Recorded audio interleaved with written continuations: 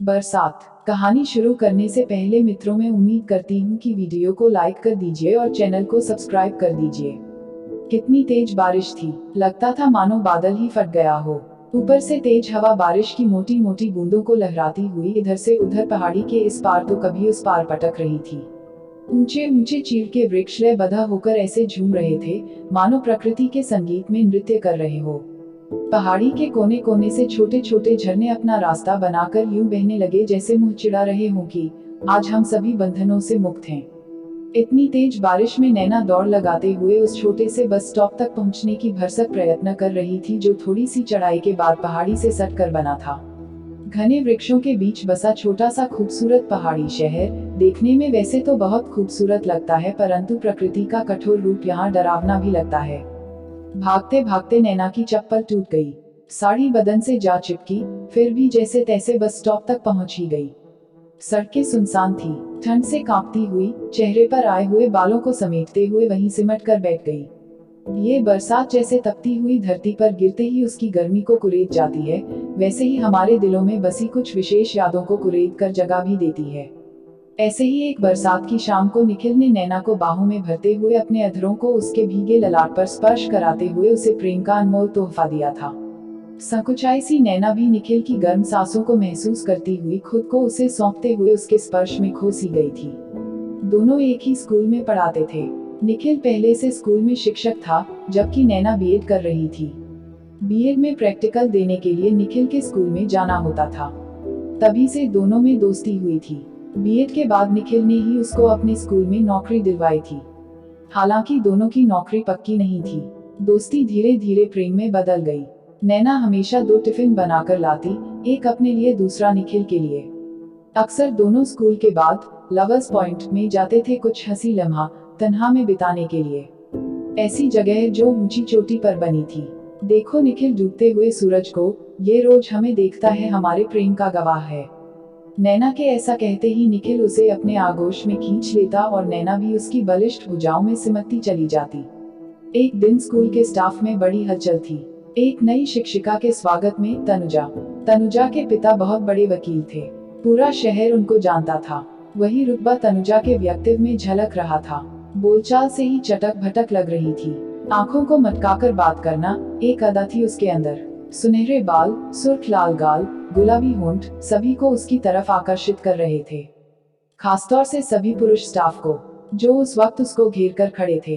तनुजा ने निखिल की तरफ हाथ मिलाने के लिए बढ़ाया तो निखिल घबराया सा हेलो कहता हुआ पीछे हट गया।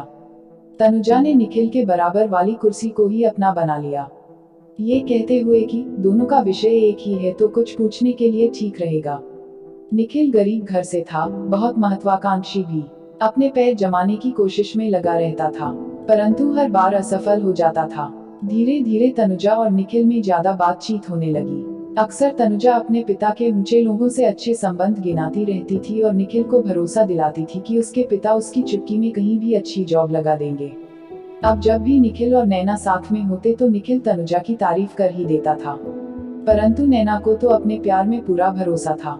तनुजा अक्सर निखिल के सामने ही नैना के पहनावे की भी मजाक उड़ा देती।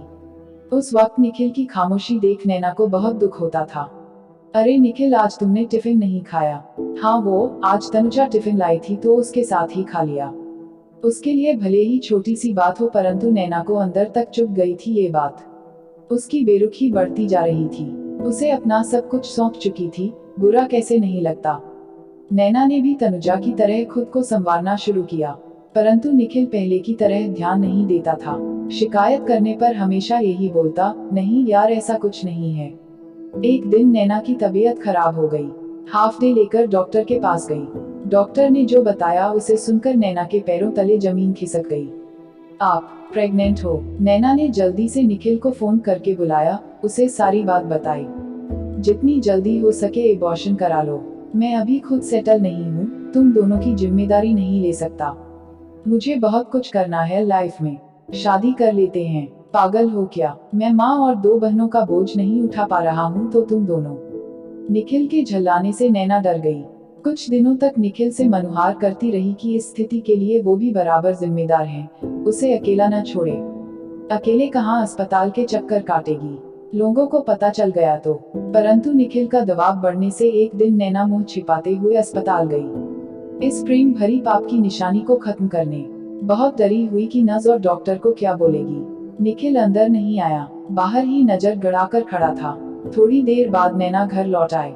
निखिल आश्वस्त था कि नैना ने वैसा ही किया जैसा वो चाहता था। निखिल के व्यवहार से नैना टूटती चली गई। एक दिन पता चला कि निखिल की एक बड़े शहर में बहुत अच्छी नौकरी लग गई। नैना से जल्द मिलने का वादा कर निखिल चला गया। कुछ दिन बाद तनुजा भी स्कूल छोड़कर चली गई। स्टाफ में दबे मुंह बातें तो होती थी कि शायद निखिल और तनुजा ने शादी कर ली, परंतु नैना का मन नहीं मानता था। निखिल फिर लौटकर नहीं आया। पीछे छूट गई नैना और उसके दिल में बसी पहले प्यार की कड़वी यादें। उस शहर में रहकर निखिल के प्यार और धोखे को भुला पाना मुश्किल था।